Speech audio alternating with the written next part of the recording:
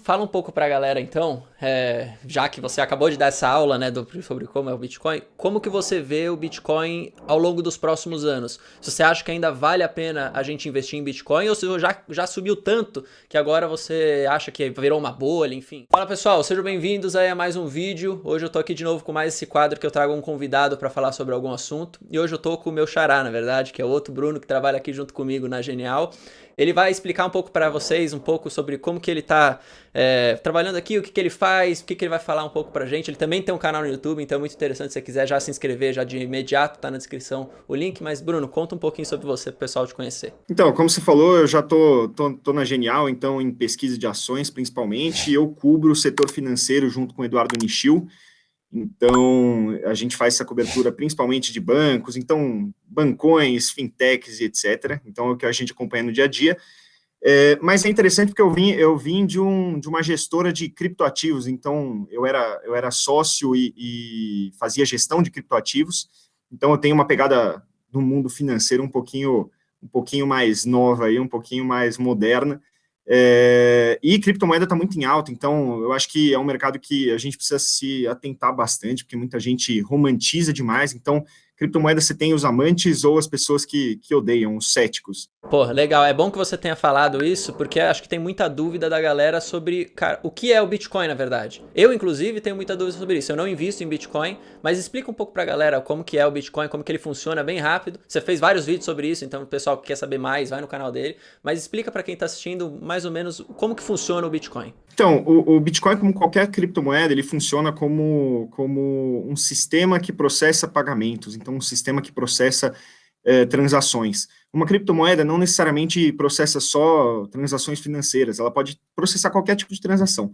Então, como um exemplo, como funciona o Bitcoin, é como se o Bruno tivesse de um campo de futebol, num gol, eu tivesse no outro gol, e eu tivesse com um saquinho de moedas querendo levar para ele. A blockchain me impede que eu leve esse saquinho de moedas. Da mesma forma que quando eu faço uma TED ou faço uma transferência de dinheiro, o Banco Central precisa falar essa transferência é verídica para realmente fazer essa transação, a blockchain impeça que eu leve meu saquinho de moedas de um lado para o outro. Nesse estádio tem 60 mil torcedores. Então, esses torcedores recebem uma equação matemática e o primeiro que resolver compartilha com todos os outros nesse estádio. Quando 50% mais um falarem que essa equação matemática está correta, eu sou permitido pelo sistema a levar meu saquinho de moedas de um lado para o outro. Então, esses torcedores, esses 50% mais um, eles servem para validar essa informação, para falar, é verídico, isso está saindo do Bruno Bandeira, para o Bruno Rossolini. Então, ele valida essa transação e fala que isso está correto. Por que isso, teoricamente, gera mais segurança? Porque quando você fala de um ente centralizado, de um governo, ou de uma empresa que faz essa transação, você pode ter interesse no meio, você pode ter falsificação de informação, hack, etc., o que é quase impossível na blockchain. Como eu falei, tem 60 mil torcedores nesse exemplo que eu dei para validar uma transação. Como você tem muita gente, muitos servidores conectados a essa rede, é muito difícil você fazer um hack. Então, hoje em dia, são 7 usinas nucleares em energia utilizadas para manter essa rede do Bitcoin. Então, você precisaria de 3,5 usinas só para conseguir o poder computacional de 50% mais um e burlar essas equações matemáticas e essas validações na rede. Então, é muito mais difícil você hackear um sistema com muitos entes do que hackear, por exemplo, o Banco Central ou do que hackear alguma empresa. Então, você tem uma segurança muito maior. Só para vocês entenderem essa dinâmica, os torcedores, eles são os mineradores, o que a gente chama de mineradores de Bitcoin. Eles, por fazer essa resolução de equação matemática, recebem uma taxa. Então, é como se eu pegasse meu saquinho de moedas, eu pego uma moeda desse saquinho e dou para o cara lá que resolveu a equação. Além disso, a rede do Bitcoin também remunera esse cara por estar fazendo esse serviço. Então, todas as criptomoedas são assim, em maior ou menor grau. O que muda, por exemplo, o quão longo é um bloco, então quantas transações um bloco consegue processar. E o bloco, só para vocês entenderem, é como se fosse esse processo de eu levar um saquinho de moeda de um lado do campo ao outro. Cada bloco tem 10 minutos e não é como se fosse só eu levando um saquinho de moeda. Tem várias pessoas levando junto, entendeu? Então, são várias transações ocorrendo simultaneamente. É fácil de eu minerar um Bitcoin hoje em dia, se eu quiser? Ou não é Olha, tão fácil assim? lá no início, se você conectasse o seu computador pessoal, você com certeza conseguiria minerar. Hoje em dia, esses torcedores, eles são fazendas, então são empresas que, inclusive, são listadas em bolsa, então algumas principalmente na China, e elas fazem essa mineração, tem fazendas de mineração com vários computadores que ficam resolvendo essas equações matemáticas, e o seu computador ele não serve para isso, porque eles resolvem principalmente com fatores aleatórios, então é como se o computador ficasse tentando resolver aquela equação até que um resolve. Como o seu computador tem uma capacidade baixa de ficar tentando resolver essas equações, você gasta muita energia e chuta pouco, então você consegue resolver poucas equações. Fala um pouco pra galera, então, já que você acabou de dar essa aula, né, sobre como é o Bitcoin, como que você vê o Bitcoin ao longo dos próximos anos? Se você acha que ainda vale a pena a gente investir em Bitcoin, ou se já subiu tanto que agora você acha que virou uma bolha, enfim, o que você vê sobre tudo isso? Porque tem muita gente que fala que é bolha, tem gente que fala que não é, tem gente que fala que vai subir muito mais. Como que você enxerga isso, dado que você não consegue precificar o Bitcoin, já que é um ativo que não gera renda, né, não gera fluxo de caixa? Então, o Bitcoin ele tem alguns problemas principais. Então, primeiro deles aí, que é o que está mais na moda, ele não é nada ESG, como eu falei, ele gasta 7 usinas nucleares em energia só para mineração, e ele não gera nenhum fluxo de caixa positivo, então ele não está gerando nenhuma riqueza em troca para a sociedade. Essa é uma das maiores críticas, porque você está desperdiçando uma quantidade enorme de energia para não necessariamente gerar uma riqueza em troca. Então, em termos de ESG, é um fator muito ruim, além do que, como eu falei, o minerador ele tem um custo principal, que é a energia elétrica. Quanto mais servidores ele tem conectado, menor o custo por Bitcoin minerado. Então, ele tem um ganho de escala. Isso incentiva que eles montem fazendas cada vez maiores e pools cada vez maiores de mineração. Só que o sistema de validação da blockchain, ele depende de uma coisa para ser seguro, ele depende da desconcentração. Então, da mesma forma que você tem o Banco Central falando que uma transação é verídica ou não, ou uma empresa falando que uma transação é verídica ou não, o Bitcoin, ele tira esse conceito, então ele quer que todo mundo consiga validar na rede. Agora, se você tem um ganho de escala e você tem muitos mineradores concentrados, é como se você pegasse esses 60 mil torcedores, colocasse todos eles em um só time, e eles querendo a mesma coisa, conseguem burlar essa rede. Então, existe um risco bastante grande de com esse ganho de escala, você conseguir burlar a rede do Bitcoin, você conseguir um poder computacional de 50% mais um, e aí você consegue criar transações ou falsificar transações. Então, os pools hoje em dia já são bastante grandes. É óbvio que é mais ou menos uma teoria dos jogos aí, que os dois lados saem perdendo, porque se eles corromperem a rede ou fingirem uma informação ou hackearem um dado, você tem uma perda geral, porque o cara vai perder a renda dele, porque ele efetivamente faz aquela mineração, e aí todo mundo vai perder a crença na moeda e Então vai parar de ganhar então dinheiro. não é impossível que você quebre a blockchain, que você consiga Não burlar.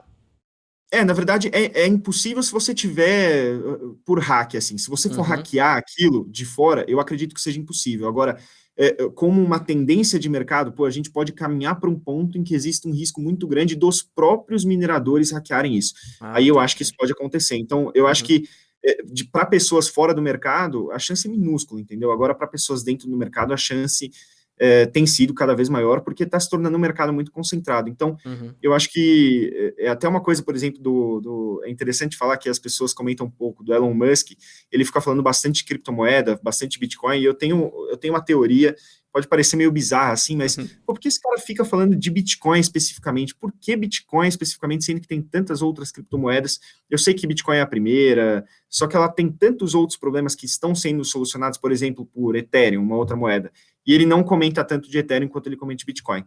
E para mim acaba sendo bastante óbvio, porque na Tesla, por exemplo, ele comercializa energia elétrica, querendo ou não, seja por carro, seja pelos produtos de, sei lá, bateria, enfim, energia solar.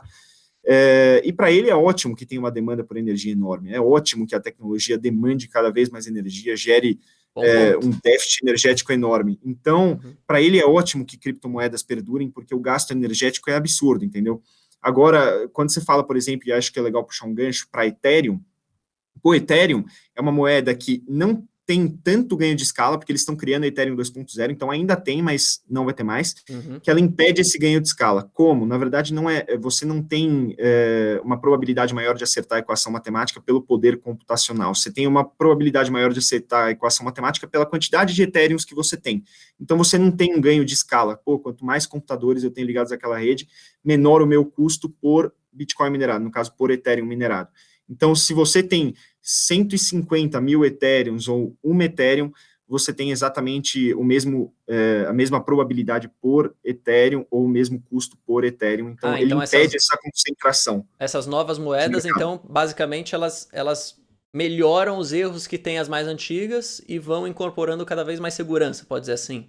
Ou não necessariamente? Exato. Não necessariamente, porque a gente tem muita moeda que são projetos sem futuro. Então, pô, o cara criou aquela moeda e não vai para frente, não tem perspectiva, ou o projeto não é legal, não muda muita coisa, entendeu? É mais ou menos a mesma coisa que o Bitcoin. Então, eu acredito que seja um mercado que, da mesma forma que você fala de ações, você precisa conhecer, não adianta. Se você não conhecer, você vai acabar caindo mais ou menos nesses mesmos dilemas, vai acabar trocando 6 por meia dúzia e comprando uma moeda que faz a mesma coisa que o Bitcoin, só que tem muito menos volume e aí tem mais risco. Então, quando você fala de Ethereum, você fala de uma moeda que já é grande, tem 1/5 do market cap do Bitcoin, é uma moeda que tem essas inovações, está crescendo cada vez mais. Então, por exemplo, se fosse para definir um top pick para mim, seria Ethereum, hoje em dia. Se fosse para fazer um long short, seria long Ethereum, short Bitcoin, porque esse negócio de Bitcoin a gente já viu isso acontecer, eu estava no mercado quando aconteceu tanto 2017 quanto 2019, são movimentos extremamente emocionais, quando está no topo, as pessoas estão falando, pô, esse negócio agora vai mudar o mundo, e não sei o quê, e é o mesmo discurso que a gente ouve hoje. É uma volatilidade muito grande, né? Exato, e toda bolha tem fundamento, toda bolha tem um fundamento interessante por trás. Você fala, pô, Bitcoin é interessante, a digitalização da moeda, enfim, ela tem um fundamento interessante. Agora, a dificuldade é precificar esse fundamento. Quando você chega e fala, pô, quanto vale um Bitcoin? O que eu compro com isso, cara? Onde é que eu posso comprar um carro com esse negócio? Onde aceita esse negócio? Exato. E aí todo mundo chega na conclusão de que, bem, talvez esse negócio não seja a melhor coisa para ter na minha carteira. Por exemplo, se a gente tem um problema, uma crise de liquidez, todo mundo quer dinheiro, que não é o caso agora porque está injetando muito dinheiro na economia, mas se a gente começa a ter inflação ou coisa assim, uma coisa que pode acontecer é da mesma forma que os mercados acionários podem acabar caindo, o Bitcoin pode ir junto nesse grande estouro de mercados de maior risco. Então, as pessoas querendo dinheiro, querendo sair de ativos de risco, isso pode estourar uma eventual bolha do Bitcoin. Então, é como se você apostasse alavancado na perspectiva mundial de crescimento e tudo mais. Eu acho que, para mim, apostar em Bitcoin hoje em dia é estar alavancado nessa perspectiva de que, bom, tudo vai dar certo, não vai ter inflação, não vai ter nenhum risco para a moeda e etc, etc. Tá, então se hoje você fosse aconselhar alguém entre Bitcoin e Ethereum, você preferiria o Ethereum, né, que fala. Você preferiria eu preferiria o Ethereum. Tá. Eu preferiria o Ethereum. Um dos problemas do Ethereum, inclusive, que estão resolvendo agora, é que ele, diferentemente do Bitcoin, o Bitcoin tem uma oferta escassa, né? Você tem uma quantidade limitada de Bitcoins para serem minerados. Então, dentro daquele estágio, o cara que está resolvendo a equação matemática, ele vai receber daquela rede em novas moedas até 21 milhões de unidades. Dessas 21, 18,5 já foram mineradas. Então, ainda tem um pouquinho, e essa remuneração vai caindo ao longo do tempo, porque senão a gente ia acabar muito rápido com a mineração de novos bitcoins. Então, ela vai acabar depois de 2100, vai demorar pra caramba ainda para acabar esse negócio, porque ele vai diminuindo. Agora, a Ethereum, ela tinha um problema que é uma moeda inflacionária, você podia emitir Ethereum ao infinito. Na verdade, ela tem uma proporção de quanto vai sendo emitido, então você sabe quanto vai inflacionar aquilo, só que ela vai ao infinito. E os mineradores votaram recentemente uma melhora na rede que faz com que o excedente seja queimado. Então, é como se você tivesse uma oferta também restrita de Ethereum, porque qualquer excedente vai acabar sendo automaticamente queimado. Então, você tem um mercado que é precificado e é diferente do Bitcoin porque ele é inflacionário. E agora você tem um mercado que está se atualizando para ser exatamente igual ao Bitcoin, só que com outras melhorias, como esse negócio de ganho de escala e etc. Então, para mim, essa diferença de 1/5 do market cap do Bitcoin acaba não se justificando no longo prazo. Acho que a perspectiva é gigantesca. Legal. Não, ótimo saber. O que o pessoal pode esperar no seu canal de vídeos aí, para eles também acabarem aí, querendo ou não, ficar com aquele gostinho de quero mais? O que você pode prometer aí já nesse vídeo aqui para o pessoal já ir pro seu canal e para entender um pouco mais sobre Bitcoin? Porque aqui a gente tem, obviamente, pouco tempo, né, para falar sobre isso. Acho que a gente poderia se estender aqui por horas, né? Então, como que você pode contar aí pro pessoal o que vai ter no seu canal para eles já ficarem esperando? Eu acho que uma das principais dúvidas do pessoal e como eles devem começar é como abre conta numa exchange, como você compra, como você troca o seu real por Bitcoin, como você faz essa gestão. Então, pô, você tem que deixar o seu Bitcoin em uma exchange, você tem que deixar o seu Bitcoin numa soft wallet, e eu vou ensinar isso passo a passo, então vou fazer um vídeo ensinando a tanto comprar, quanto fazer essa transferência para uma soft wallet, o que é uma soft wallet, e como vocês conseguem manter o seu Bitcoin seguro fora de exchanges, porque, lembrando, o risco não é de blockchain especificamente, então o sistema do Bitcoin é muito seguro na minha visão, exceto por essa questão dos mineradores, que pode prejudicar no longo prazo, mas de maneira geral ainda é muito seguro. O risco está nas exchanges, porque o cara pode ter uma interface lá que é bonitinha para você, é boa para você e tudo mais, mas que é fácil de ser hackeado. O cara deixa muitos bitcoins numa carteira só, deixa numa interface. Já teve bastante caso disso, né? Teve muito caso. Até metade de 2020, para vocês terem uma ideia, foi 1,2 bilhões de dólares. Nossa. Então, o pessoal acaba deixando em exchange e às vezes fica falando, pô, é porque é facinho, é porque é tranquilo, não tem dificuldade, ou porque eu tenho pouco, você tem pouco até perder, entendeu? Então, eu acho que tem que realmente fazer uma gestão de risco, tem que aprender a fazer custódia, não custa nada, é rapidinho, e é muito fácil, e eu vou ensinar isso no meu canal. Boa, fechou então, pessoal. Fica o convite aí na descrição, o primeiro link é o canal deles. Se inscrevam lá, se vocês quiserem até comentar nos vídeos deles falando que você veio por aqui, até pra gente tentar meio que ver quem que desse vídeo se interessou pelo canal. Vai lá, cara. É um canal de extrema qualidade, como vocês sabem. Normalmente eu não trago ninguém aqui no meu canal e todas as pessoas que eu trago é porque eu gosto do trabalho, porque eu acompanho também. Então, Bruno, primeiro, parabéns pelo trabalho que você está fazendo, é muito interessante, acho que poucas pessoas aqui no YouTube Brasil de finanças falam de criptomoeda com tanta, vamos dizer assim, com tanta informação como você tem trazido. Vários vídeos que eu vejo por aí é tudo aquela coisa que você lê no Wikipedia, que é muito básico. Então, acho que para você que está vendo esse vídeo agora e se interessa por criptomoedas, tem um pouco do seu patrimônio atrelado a isso, cara, faz total sentido você ir para o canal dele e acompanhar de perto. E aquilo que a gente sempre fala, né? Se você coloca seu dinheiro em alguma aplicação, você tem que conhecer sobre ela. E nada melhor que conhecer sobre ela com informação de graça que ele está dando aqui para vocês e também deu aqui nesse vídeo. Não só para vocês, mas para mim também, que acabei conhecendo um pouco mais. Valeu, Bruno, pelo tempo. Obrigado por participar aí. Foi sempre uma honra. E vamos marcar mais vídeo. Deixa aí também na sugestão, galera, seu comentário. E é isso aí. O que você acha? Você topa? Com certeza, topo. Boa, tem alguns assuntos aí que, se o pessoal tiver interessado, DeFi, por exemplo, é um assunto que está muito em alta. Então, tem muita coisa que a gente pode falar, que eu vou falar no canal lá. Eu acho que é legal. Educação financeira sempre é bom. Quando você investe seu dinheiro, você precisa conhecer no que você está investindo. Muita gente acaba caindo em rascada simplesmente por achar que está comprando uma tese de outra pessoa. Exato. E não conhece o que está comprando. Então, vale a pena investir em educação financeira, principalmente um conteúdo que está disponível de graça aí, de muita qualidade. Boa, fechado, pessoal. Valeu, muito obrigado a quem acompanhou daqui. E não se esquece de deixar o seu like e comentar aí. Valeu, até mais. Valeu, até a próxima.